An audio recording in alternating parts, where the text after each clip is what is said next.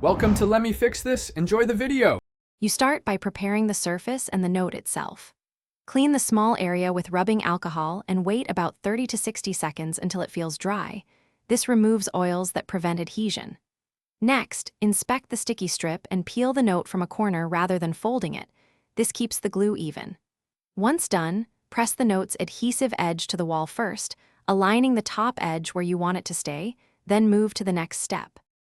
Now you reinforce the bond so the note resists air and gravity.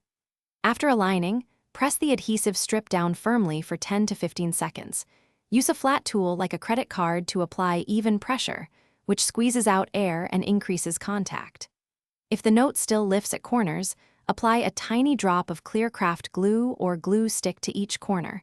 Make sure not to oversaturate. Then smooth again and let the glue set for 5 to 10 minutes before adding weight or wind exposure. Finish by checking the environment and giving final checks.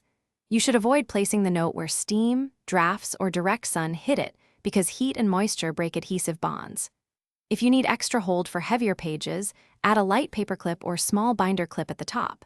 For textured walls, switch to removable mounting putty or thin double-sided foam tabs that conform to bumps. If the note peels again, remove it, clean the surface, and either replace the. Thanks for watching. If you found this helpful, don't forget to like and subscribe.